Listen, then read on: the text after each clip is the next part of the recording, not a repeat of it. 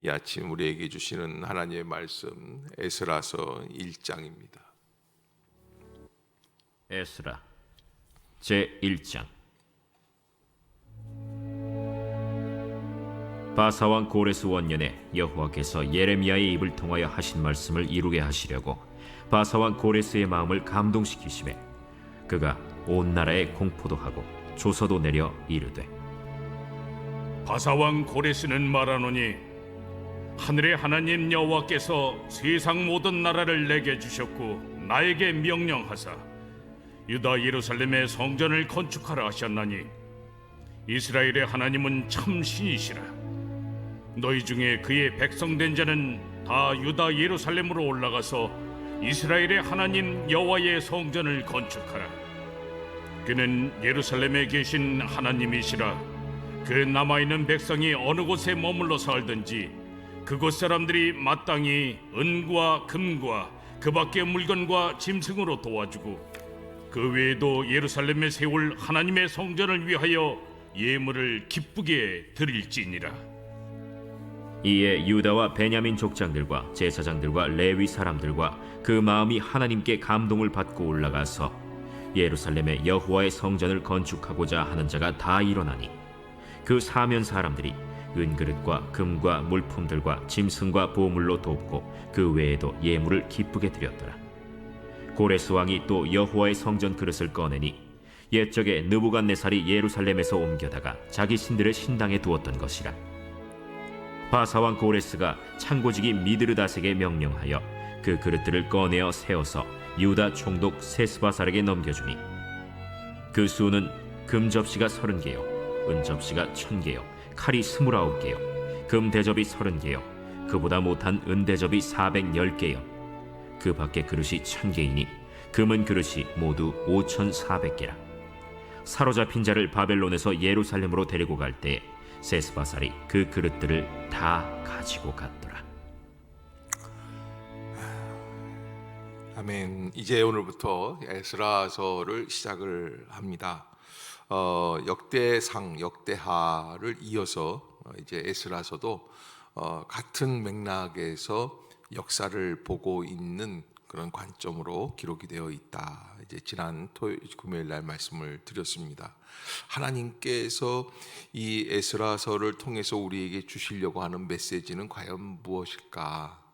강력하게 생각할 때에 우리가 알아야 될 것은 하나님께서 이 이스라엘 백성들을 바벨론에서 다시 출바벨론하게 하시는 이유가 어디에 있느냐라고 하는 것을 이렇게 먼저 말씀해 주고 계세요. 그래서 이유가 어디에 있느냐, 이게 에스라 전체 에스라 느헤미야 마찬가지겠죠. 이렇게 보면은 성전을 회복하자.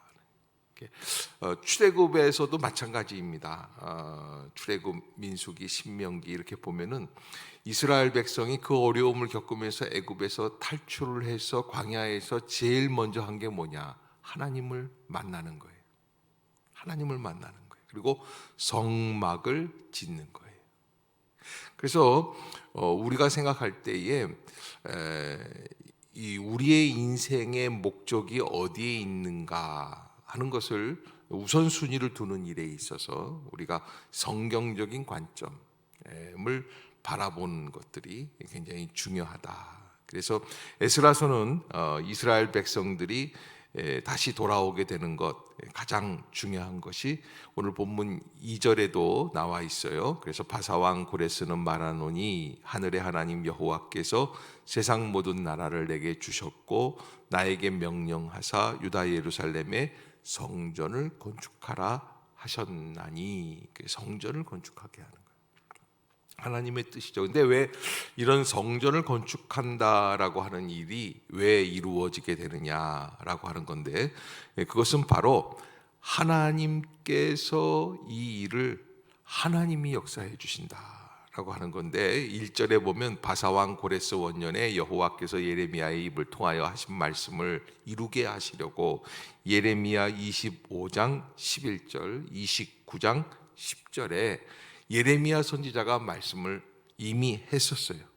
그래서 70년 전에 예레미야는 하나님께서 70년간의 포로 생활을 마친 다음에는 이 민족에게 자유와 해방을 주시겠다라고 하는 약속이 기록이 되어 있어요. 참 놀라운 사건이다라고 볼 수 있는 게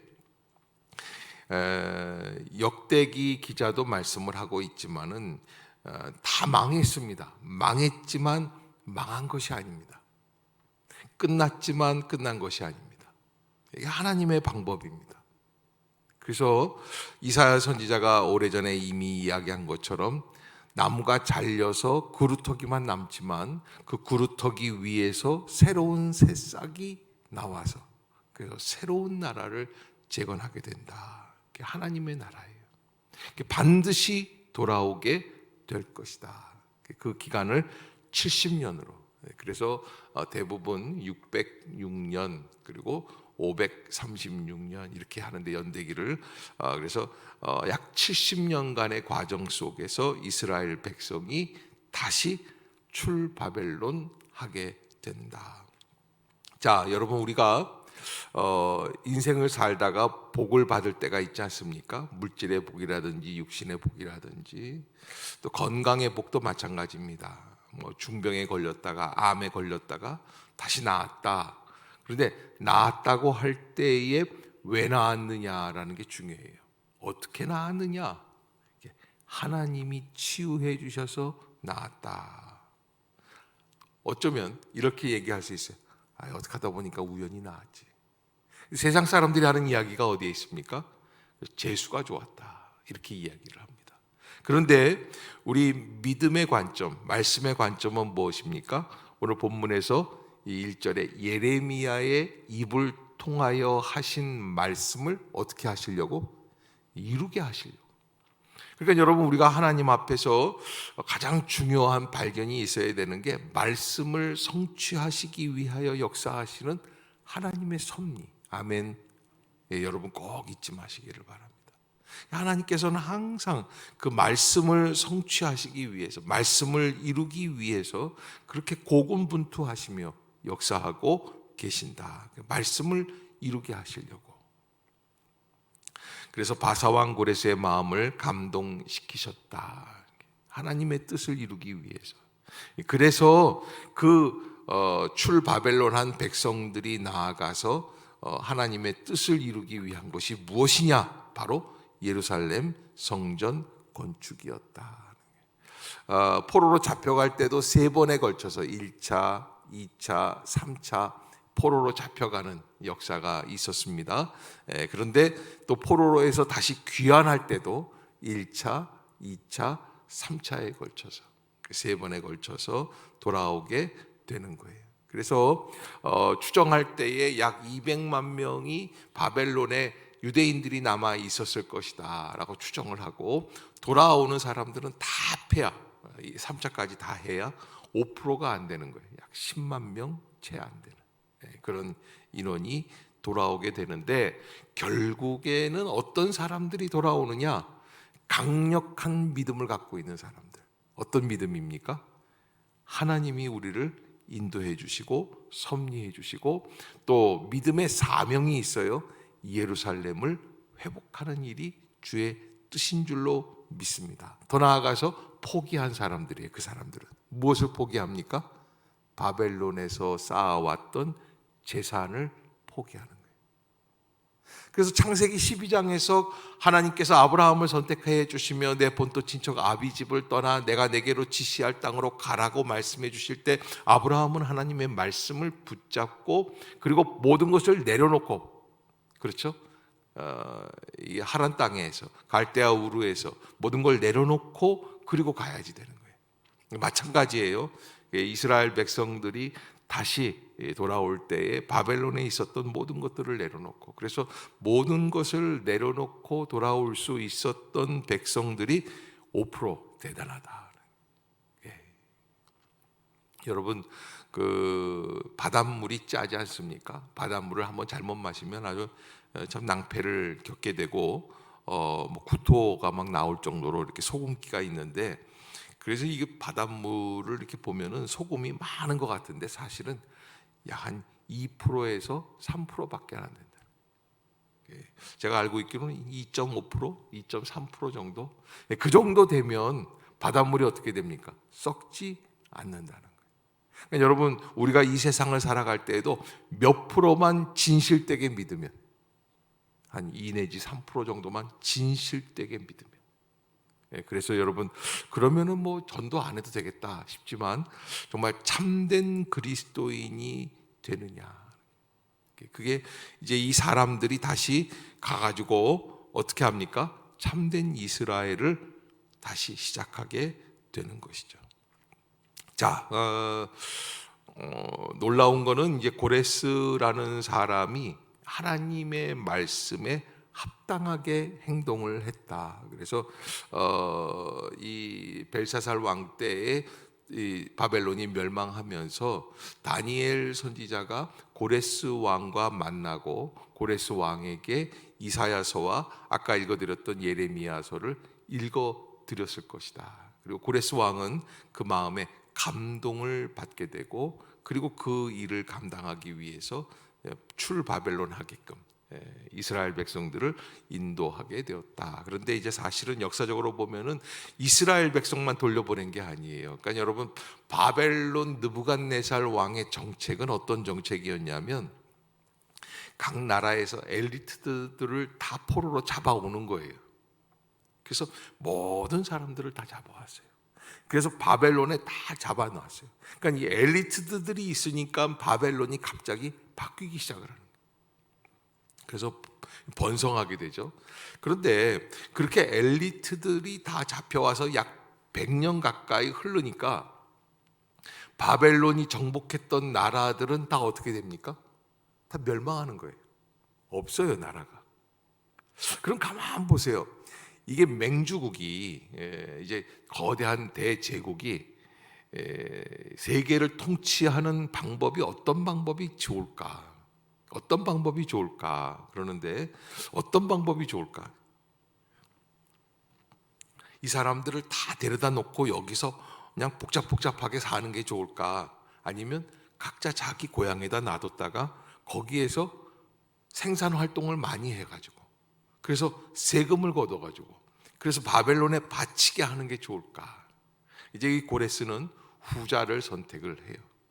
그래서 더 이상 이 사람들을 데리고 있을 필요가 없고 돌려보내자. 그러면 그 무너진 땅들을 회복시키고 거기에서 생산 활동을 해서, 그래서 다시 이제 바사 제국으로 바뀌지 않습니까? 이 페르시아 제국인데 페르시아에게 세금을 내게 하자. 그런 정책으로 바뀌는 거예요. 그래서 이스라엘을 비롯해서 수없이 많은 나라들이 다시 자기의 조국 고향으로 돌아가게 되는 것이죠. 자, 그렇게 해서 여기에 하나님의 역사가 딱 정확하게 맞아떨어졌다.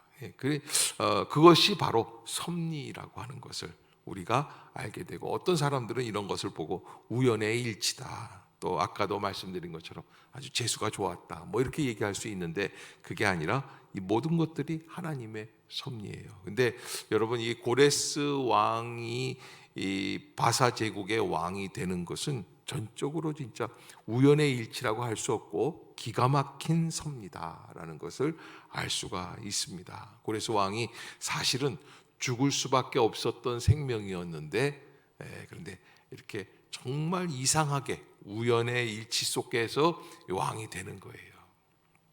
그 과정을 거쳐서 고레스는 전 세계를 통치하는 그런 제국의 왕이 되는 거죠. 그래서 이스라엘 백성들은 지금도 고레스를 하나님께서 보내주신 메시아로 생각을 하고 있어요.